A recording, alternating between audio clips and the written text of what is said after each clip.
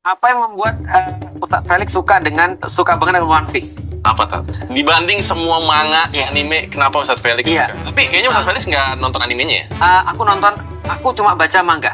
Hanya baca manga? Hanya baca manga, tapi aku nggak suka. Kenapa aku nggak nonton anime? Habisin itu.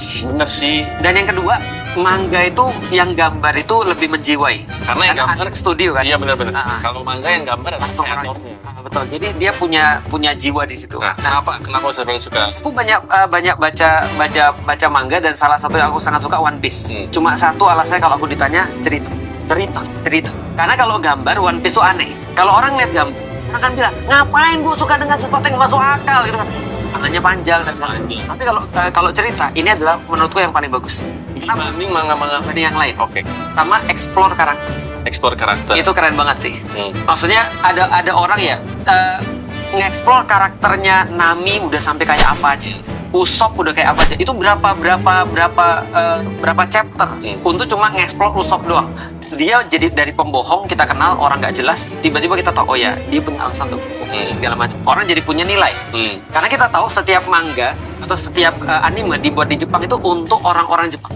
Oke. Orang-orang Jepang tuh kehilangan hampir semua nilai-nilai dalam kehidupan mereka dan mereka mengganti semua dengan workaholic. Nilai-nilai pengorbanan, loyalitas, nilai-nilai kemudian kejujuran, berpegang pada kejujuran. Sanji nggak mau mukul cewek, meskipun dihabisin tetap nggak mau mukul cewek. Iya kan? Kalau ketemu orang pun ya kalau mau mukul orang pakai kaki. Bener. Kenapa? Karena tangan hanya harus menghadirkan kebahagiaan. Iya.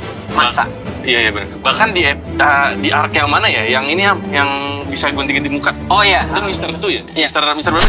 Mister 2 ya? Iya, Mister itu aja. Walaupun dia tahu itu cowok, pas mukanya jadi Nami, dia nggak jadi mukul gitu. Iya, betul.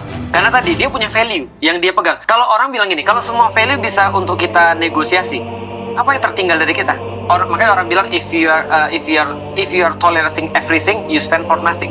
Oke. Kalau kita nggak punya value, kita nggak bisa apa-apa. Nah, yang membuat kita jadi berharga itu value kita. Contoh misalnya, value aku punya ketika zaman dulu misalnya. Walaupun aku belum jadi muslim, aku nggak bakal mukul perempuan, padahal belum ada One Piece. Nah, itu. Apalagi value aku dapat. Kalau mulai aku akan selesaiin. Itu value. Apalagi value misalnya, kalau kita bisa nolong orang, tolong orang. Oke. Itu kan value kan gitu kan ya. Nah, One Piece ngajarin value itu pada orang. Walaupun value itu sudah hilang sendiri di Jepang. Oke. Nah itu yang itu yang paling menarik. Jadi menurutku semua karya itu harusnya transfer of value. Nah One Piece melakukan itu dengan bagus.